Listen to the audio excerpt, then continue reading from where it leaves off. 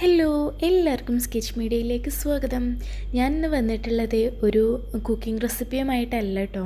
അതിന് പകരമായിട്ട് നിങ്ങൾക്ക് ഫോട്ടോ കണ്ടപ്പോൾ മനസ്സിലായിട്ടുണ്ടാകും നമ്മുടെ തണ്ണിമത്തൻ വത്തക്ക അത് എങ്ങനെ ഏറ്റവും സിമ്പിളായിട്ട് നമുക്ക് അതിൻ്റെ കുരു കളഞ്ഞിട്ട് കട്ട് ചെയ്യാമെന്നും അതുപോലെ നല്ല മധുരമുള്ള വത്തക്ക അതെങ്ങനെ നമുക്ക് സെലക്ട് ചെയ്യാമെന്നുമാണ് ഈ വീഡിയോയിലൂടെ നമ്മൾ കാണാൻ പോകുന്നത്.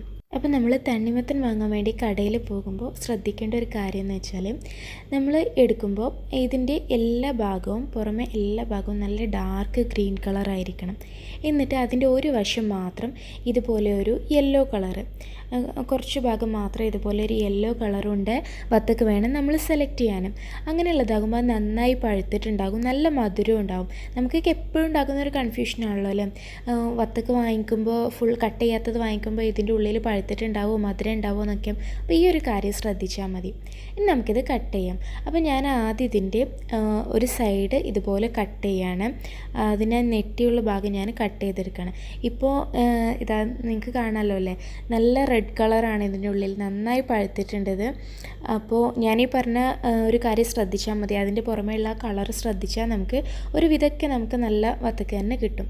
ഇനി നമുക്ക് ഇതുപോലെ അതിൻ്റെ ഓപ്പോസിറ്റ് സൈഡും ഇതുപോലെ കട്ട് ചെയ്തെടുക്കാം. ഇപ്പം ഞാൻ ഇതിൻ്റെ രണ്ട് സൈഡും കട്ട് ചെയ്തിട്ടുണ്ട്. ഇനി ഇതിനെ ഇങ്ങനെ വെച്ചിട്ട് നമുക്ക് ഇതിൻ്റെ ഗ്രീൻ പാർട്ട് കംപ്ലീറ്റ് ആയിട്ട് കട്ട് ചെയ്ത് കളയാം.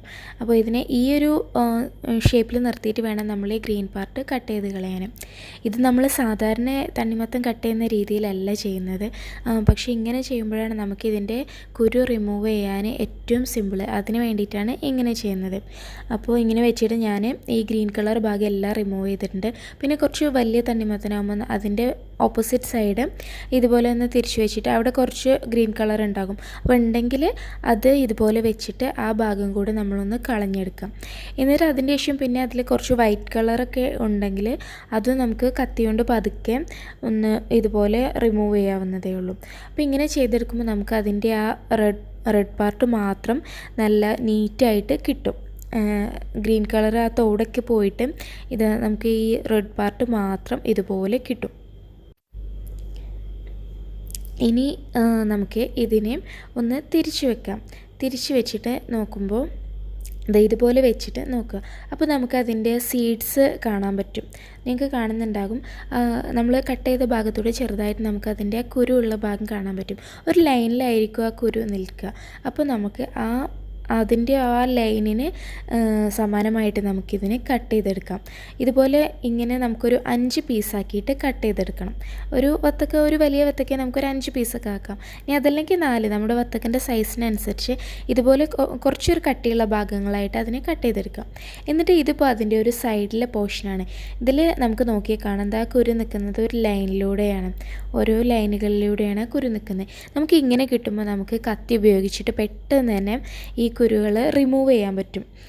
കത്തി വെച്ചിട്ട് ഒന്ന് ആ ലൈനിലൂടെ ഇങ്ങനെ വരഞ്ഞു കൊടുത്താൽ തന്നെ ആ കുരു എല്ലാം നമുക്ക് പോയി കിട്ടും. പിന്നെ ഈ സൈഡിലുള്ള പോർഷനാകുമ്പോൾ അതിൻ്റെ കുരു കുറവായിരിക്കും, അതുകൊണ്ടാണ് ഇതിൽ കുറവ്. ഇനി മിഡിലെ പോർഷനൊക്കെ ഞാൻ കാണിച്ചു തരാം എങ്ങനെയാണ് കളയാന്ന്. അപ്പോൾ ഇതിൻ്റെ ഞാൻ കുരു കളഞ്ഞിട്ടുണ്ട്. ഇത് കുറച്ച് കുരുകളേ ഉള്ളൂ.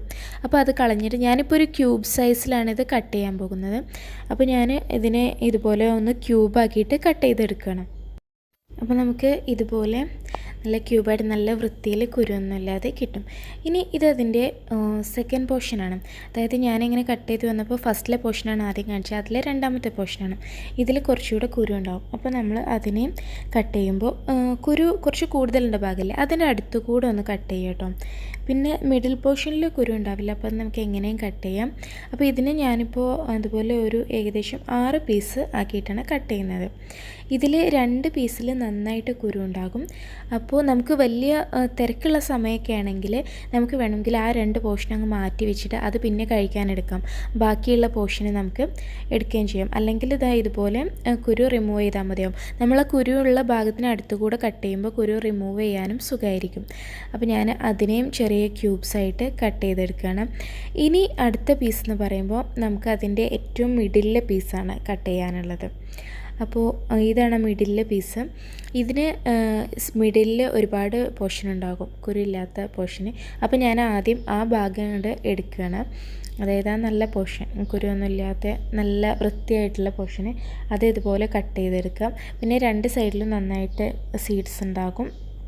അപ്പോൾ അതും ഇതുപോലെ നമുക്ക് കത്തി കൊണ്ട് ഇങ്ങനെ പെട്ടെന്ന് തന്നെ റിമൂവ് ചെയ്യാവുന്നതേ ഉള്ളൂ, ഈ ഒരു ഷേപ്പിൽ കട്ട് ചെയ്യുമ്പോൾ. അപ്പോൾ ചിലർക്ക് വിചാരിക്കേണ്ട എന്തിനിപ്പോൾ ഇത്ര റിസ്ക് എടുക്കുന്നത്, കുരു ഉണ്ടായാൽ എന്താ അപ്പോൾ അതങ്ങ് തുപ്പിക്കളഞ്ഞാൽ പോരെ എന്നൊക്കെ. പക്ഷെ ഞാനിത് പറയുന്നത് മെയിനായിട്ട് നമ്മൾ കുട്ടികളൊക്കെ കഴിക്കുമ്പോൾ കുട്ടികൾക്കൊക്കെ കുരു ഇല്ലാതെയായിരിക്കും ഇഷ്ടം. അല്ലെങ്കിൽ ചില കുട്ടികൾക്ക് തണ്ണിമത്തൻ ഇഷ്ടമായിരിക്കും, എന്നാൽ കുരു ഉണ്ടതുകൊണ്ട് കഴിക്കില്ല, അങ്ങനെയൊക്കെ ഉണ്ടാവും. അപ്പോൾ കുട്ടികൾക്ക് കൊടുക്കുമ്പോൾ നമുക്ക് ഇതുപോലെ കൊടുക്കുകയാണെങ്കിൽ അവർക്ക് സുഖമായിരിക്കും കഴിക്കാൻ. അതുപോലെ തന്നെ നമുക്ക് ചിലപ്പോൾ ജ്യൂസ് അടിക്കാനും ഒക്കെ കുരു റിമൂവ് ചെയ്യേണ്ടി വരും. അപ്പോൾ കുറച്ച് ബുദ്ധിമുട്ടാണ്. നമ്മൾ സാധാരണ ചെയ്യുന്ന പോലെ ചെയ്താൽ ഇങ്ങനെയാകുമ്പോൾ നമുക്ക് പെട്ടെന്ന് തന്നെ അതിനെ റിമൂവ് ചെയ്തിട്ട് എടുക്കാൻ പറ്റും. ഇപ്പോൾ ഞാനിത് കംപ്ലീറ്റ് തണ്ണിമത്തനെ ഇതുപോലെ കട്ട് ചെയ്തെടുത്തിട്ടുണ്ട്.